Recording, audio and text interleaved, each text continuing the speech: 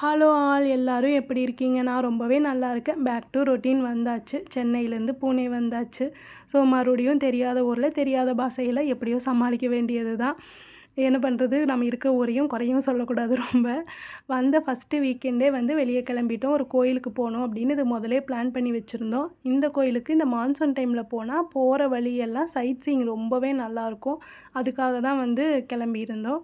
இந்த இடத்துலலாம் இந்த தண்ணியெல்லாம் நார்மலாக போகும்போது வராது. இந்த மான்சூன் டைமில் மழை பெய்கிற அந்த தண்ணி எல்லாம் தான் இதில் வந்து போயிட்டுருக்கு இப்போது. இதை போய் பார்க்க போகலான்னா அந்த மாடு வந்து எங்களை விடவே இல்லை. அது நடுவில் நின்றுக்கிட்டு முட்டை முட்டை வந்துகிட்டே இருந்தது பக்கத்தில் போனாலே. ஸோ அதுக்காக மாடு நகரட்டும்னு ரொம்ப நேரம் வெயிட் பண்ணி அதுக்கப்புறம் உள்ளே போயிட்டு அந்த ஃபோட்டோஸ் எல்லாம் எடுத்தோம். அங்கே ஆனால் தண்ணியில் பெருசாக விளையாடலை. ஏன்னா மழையும் பெஞ்சிட்டு இருந்தது. மகிக்கும் கொஞ்சம் கோல்டாக இருந்தது. ஸோ ஜஸ்ட்டு கால் மட்டும் நனைச்சிட்டு திரும்பி ரிட்டன் வந்துட்டோம். இந்த கோயில் வந்து திருப்பதி கோயிலோட டிட்டோ அப்படியே கட்டியிருப்பாங்க. இது வந்து ஒரு ப்ரைவேட் கோயில் தான். கவர்மெண்ட் இது கிடையாது. அதே மாதிரி இப்போ யாராவது மும்பைக்கு இந்த வழியாக போகிறாங்கன்னா கண்டிப்பாக இந்த கோயிலில் ஒரு விசிட்டை போட்டுட்டு தான் போவாங்க. ஏன்னா இது ஒரு டூரிஸ்ட் பிளேஸ், கொஞ்சம் ஃபேமஸான கோயில் தான்.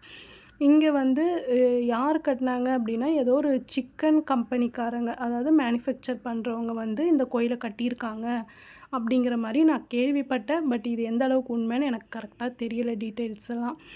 இந்த கோயிலில் எப்போவுமே வந்து கொஞ்சம் கூட்டம் அதிகமாக தான் இருக்கும். நாங்கள் போகிறப்பெல்லாம் இந்த லைன் ஃபுல்லாகவே வந்து பெரிய க்யூ நின்றுட்டுருக்கும். ஒரு 1 ஹவர் வந்து நம்ம வெயிட் பண்ணால் தான் தரிசனமே பார்க்க முடியும். அந்த மாதிரி க்யூ இருக்கும். பட் இந்த கிளைமேட்டுக்கா என்னன்னு தெரியல, இப்போ ரொம்பவே கூட்டம் கம்மியாக இருந்தது. அண்டு கோயில்லேயும் நிறைய ரெனோவேஷன் ஒர்க் போயிட்டு இருந்தது. அது பெயிண்டிங் ஒர்க்கு இந்த மாதிரி போயிட்டுருந்தது. நார்மலாக எப்போவுமே இந்த கோயிலில் அன்னதானமும் போடுவாங்க. ஆனால் இந்த டைமு அன்னதானமும் இல்லை. எதனால், என்ன ரீசன்னுலாம் தெரியல. நிறையா ஏரியா வந்து க்ளோஸ் பண்ணியும் வச்சுருந்தாங்க. கோயிலை விட்டு வெளியே வந்தால் இந்த மாதிரி நிறையா ஃப்ரூட்ஸ் அண்ட் வெஜிடபிள்ஸ் எல்லாம் விற்றுட்ருப்பாங்க. இவங்க எல்லாமே இந்த லோக்கல் பீப்புள்ஸு. இங்கே மலையில் கிடைக்கிற ஐட்டங்களை கொண்டு வந்து விற்றுட்ருப்பாங்க. இங்கே நார்மலாக நான் எப்போ வந்தாலும் ஃபிக்கு மட்டும், அதாவது இந்த அத்திப்பழம் மட்டும் வாங்கிடுவேன். ஏன்னா ரொம்ப சீப்பாக கிடைக்கும். ஊரில் நமக்கு கிடைக்கிறத விட இங்கே சீப்பாகவே கிடைக்கும். 1 கிலோ வந்து எனக்கு 100 ரூபாய்க்கு கிடச்சிது. இன்னுமே நம்ம கம்மியாக கேட்டிருந்தா கூட கம்மியாக பண்ணி கொடுத்துருந்துருப்பாங்க.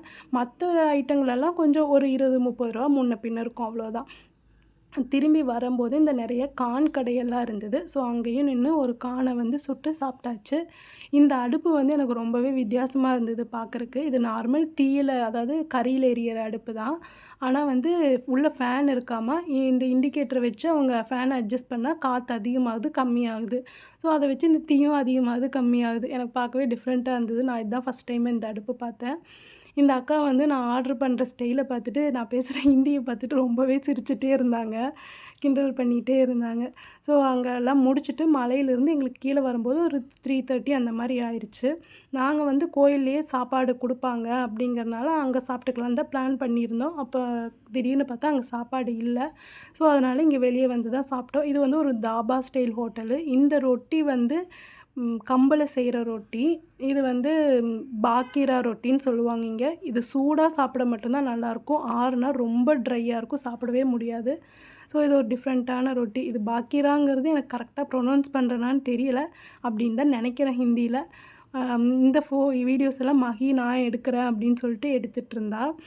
இந்த சாமி வந்து மீன் சாமி. இந்த பேர் எனக்கு தெரியாது, சாமிக்கு பேர். இது வந்து ஒரு பெரிய ஸ்டாச்சுவாக இருக்கும். அந்த கோயிலுக்கு போகிற வழியில் நிறையா பேர் இந்த இடத்துல நின்றும் பார்த்துட்டு போவாங்க. ரொம்ப மழை பெய்யறனால நாங்கள் இறங்கலை. வர்ற வழியெல்லாம் இந்த மவுண்டெயின்லேருந்து ஃபுல்லாக தண்ணி கொட்டிகிட்டே இருந்தது. நிறையா பேர் நின்று குளிச்சுட்டு விளையாண்டுட்டு அப்படி இருந்தாங்க. மகிக்கு வந்து ஒரே ஜாலி. போயிட்டு வந்ததில் நிறைய தண்ணீரெல்லாம் விளையாண்டோன்னே செம குஷியாயிட்டா. வந்து வீட்டில் ஆடிட்டு இருந்தா. ஸோ இந்த மாதிரி உங்களுக்கு வீடியோஸ் வந்து பிடிச்சிருக்கு அப்படின்னா என் சேனலை வந்து லைக் பண்ணி சப்ஸ்கிரைப் பண்ணிக்கோங்க. நான் வாங்கிட்டு வந்த ஐட்டம்ஸ் எல்லாம் இந்த 3 ஐட்டம் தான் வாங்கிட்டு வந்திருந்தேன். தேங்க்யூ.